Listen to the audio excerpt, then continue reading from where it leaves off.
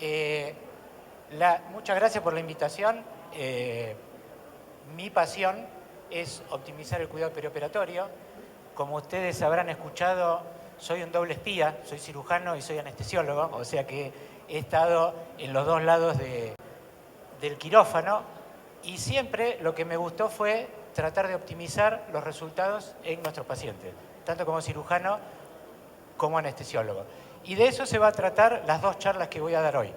La primera charla es más que nada para que entre todos veamos si realmente este es el problema que tenemos. Yo creo que sí. Hace muchos años que vengo recorriendo América Latina y en todos los países de América Latina encontramos el mismo problema.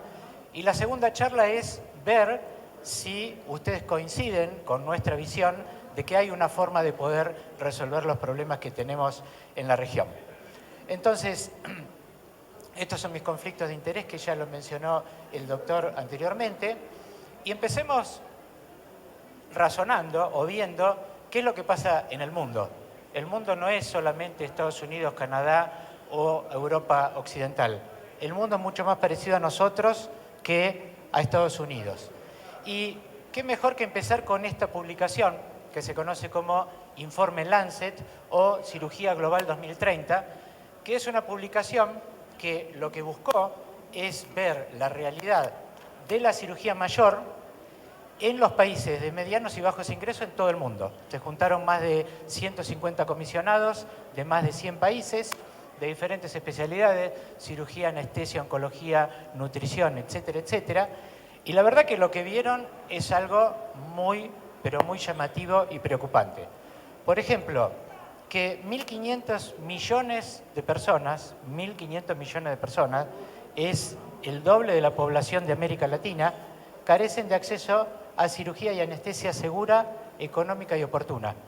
Y una anestesia y cirugía segura, económica y oportuna es un derecho humano, no es un privilegio de una determinada clase social o de un determinado país. El doble de la población de América Latina carece de acceso a esto. Y que, por ejemplo, son necesarias 150 millones de cirugías adicionales por año para prevenir discapacidad y muertes. No para que uno luzca más joven o más lindo, sino para evitar que las personas se mueran o tengan discapacidad permanente por el resto de su vida. 150 millones de cirugías más por año.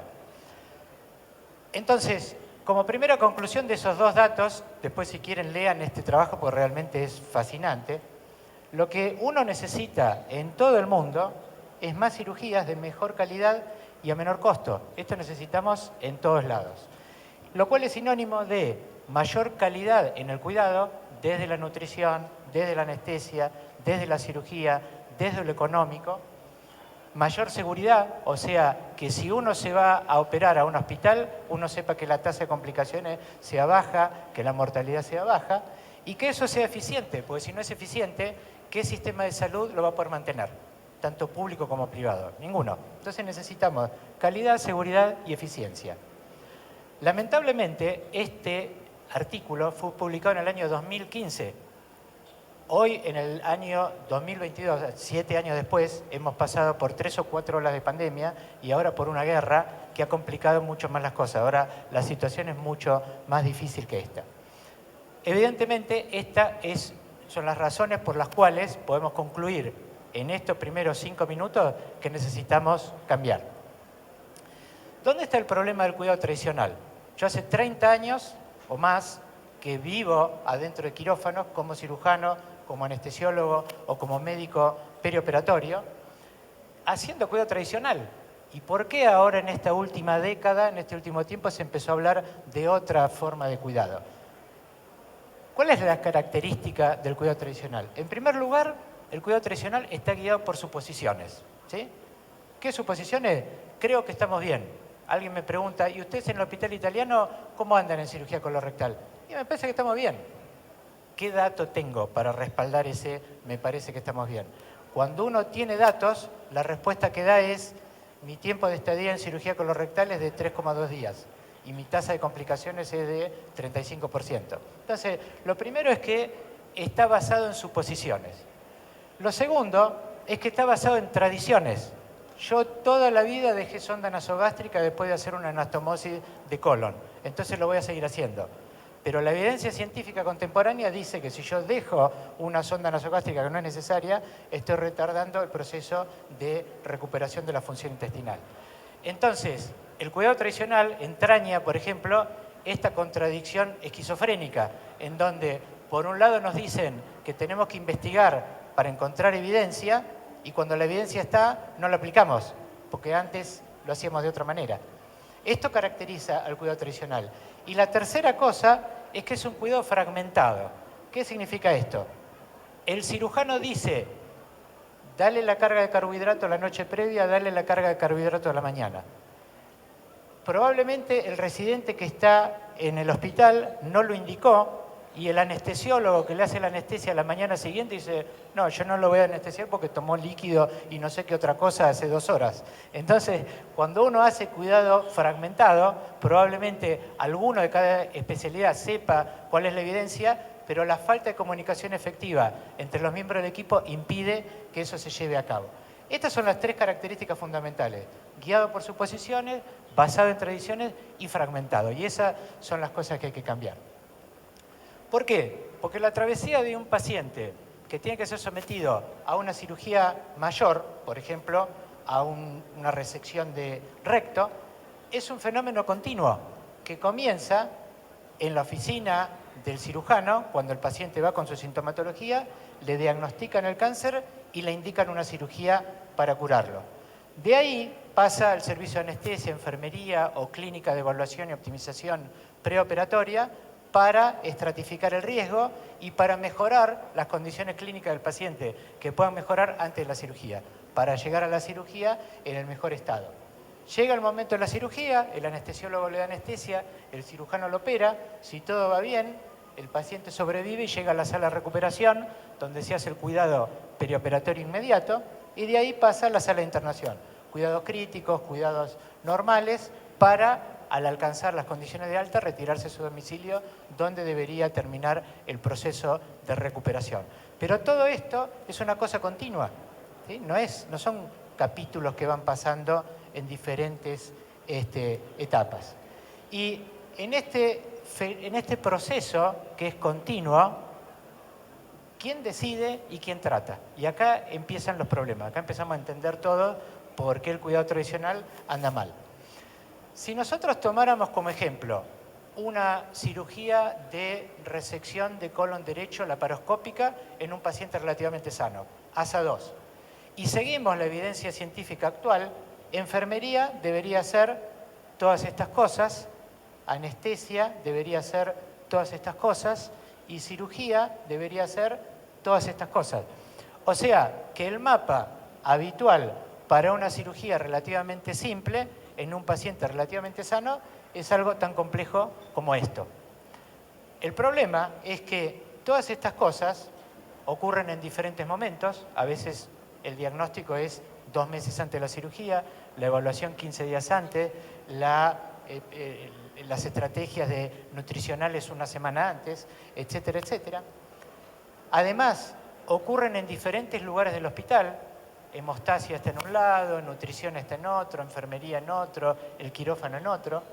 Lo llevan adelante diferentes profesionales que lamentablemente tienen muy deficiente comunicación entre sí, si es que existe alguna comunicación entre sí. ¿Sí? Es el concepto de trabajar en el modelo de silos, donde en un silo se acumulan los anestesiólogos, en otro silo los internistas, en otro los cirujanos, y prácticamente no se hablan entre sí.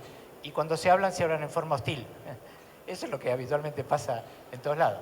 Entonces, esto no puede andar bien, y es lo que no anda bien del cuidado tradicional. ¿Dónde está el problema?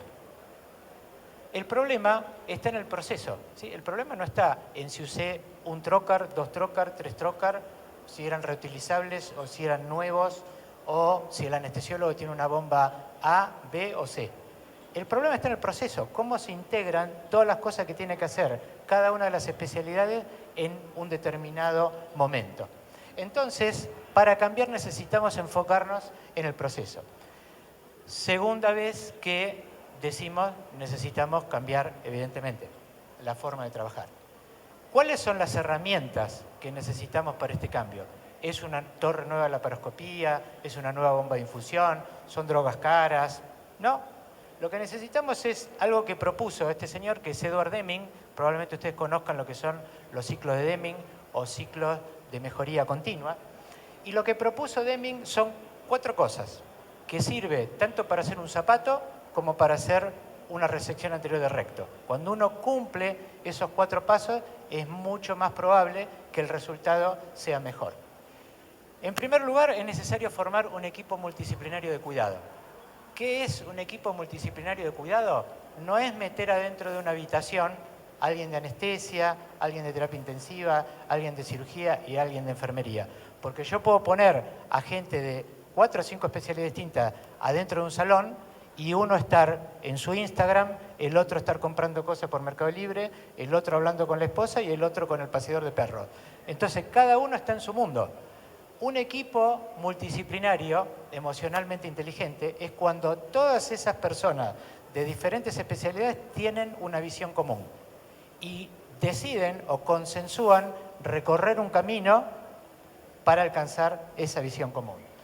Primero, entonces, necesitamos formar equipos multidisciplinarios de cuidado. Segundo, ese equipo tiene que seguir guías basadas en evidencia. Terminar con la esquizofrenia de la evidencia muestra esto, pero yo hago lo otro porque es lo que hice toda mi vida o lo que hizo mi profesor. Ese equipo tiene que seguir una guía basada en evidencia. En tercer lugar, ese equipo tiene que saber, no suponer, cuáles son sus resultados, y si tenemos en cuenta que el resultado es la consecuencia de un proceso, no es que a la gente de la Mayo Clinic de Rochester tienen suerte y les va bien, y a alguien de un hospital público de las afueras de Buenos Aires tiene mala suerte y le va mal.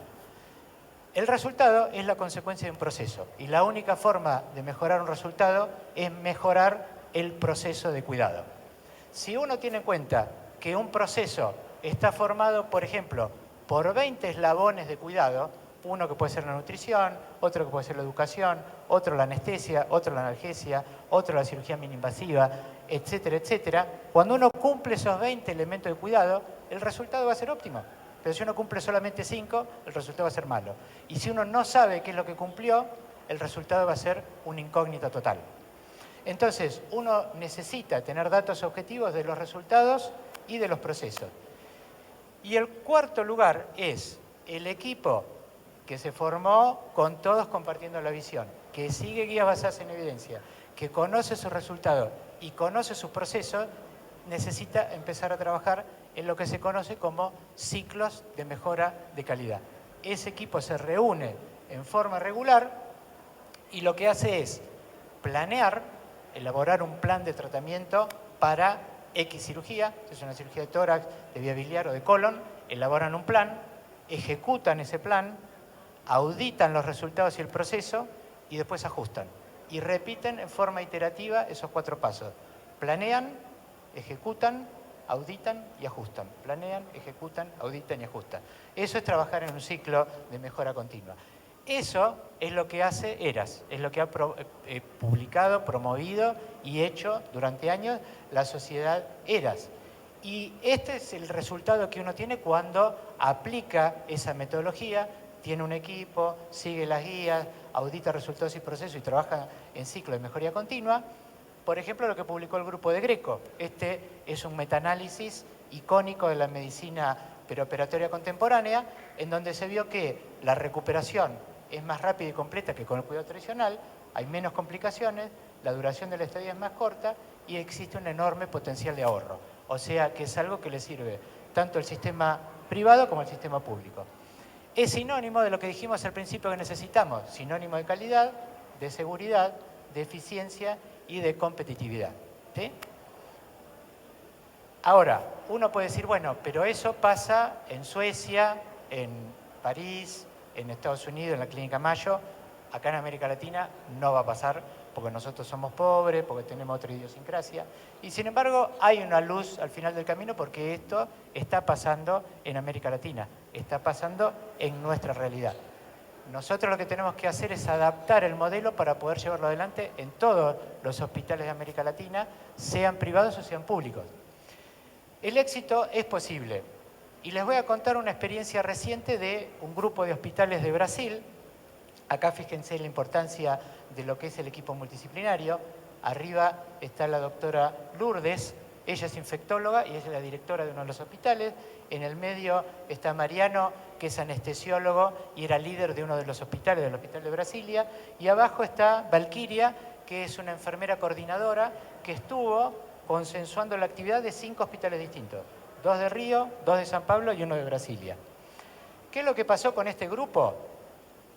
Cuando comenzamos, uno cuando empieza el entrenamiento, primero le pregunta al equipo, ¿cuánto crees que ustedes están adhiriendo a la guía de recomendaciones?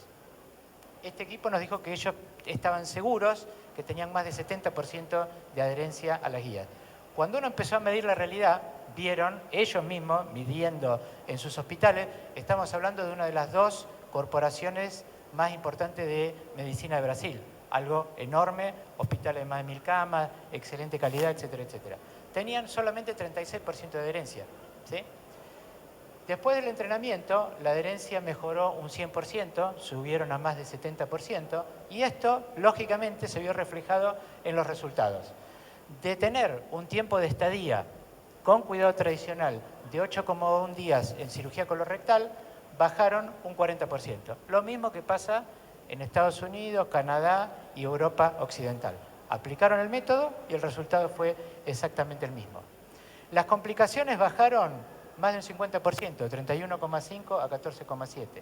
El requerimiento de terapia intensiva bajó 3 veces, de 21,7 a 8,5. Imagínense que le estoy hablando de una corporación que tiene más de 150 hospitales.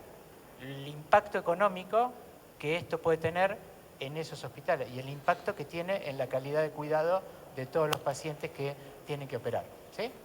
Ahora, la pregunta es, ese ejemplo de ese hospital lo hicieron utilizando el modelo de ERA Society. El modelo de ERA Society cuesta $12.500 por cada línea de cuidado, más $6.000 de entrenamiento por cada equipo.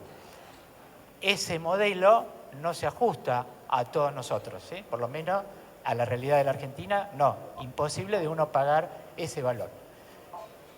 Y tengamos en cuenta otra cosa, ¿sí? Uno sabe que tiene que formar equipos, seguir guías basadas en evidencia, auditar y trabajar en ciclos de mejora de calidad. Ahora, hagamos un ejemplo hipotético, ¿sí? De cualquier hospital que ustedes se puedan imaginar, de acá de Guatemala o de otro lado. Y tienen este equipo, ¿sí? Este equipo está formado por... A ver, esto... ¿Puede ser que no avance? Tiene las instalaciones adecuadas, desde el punto de vista de cirugía, el punto de vista de anestesia. No me anda el...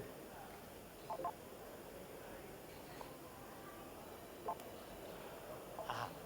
Bueno, tienen los materiales adecuados, ¿sí? Tienen sutura mecánica, los trócares, las bombas de infusión, las drogas, etcétera, etcétera.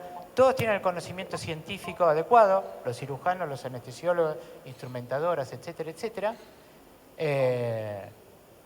Y están cada uno de ellos entrenados, han pasado la curva de aprendizaje en cirugía laparoscópica, en anestesia.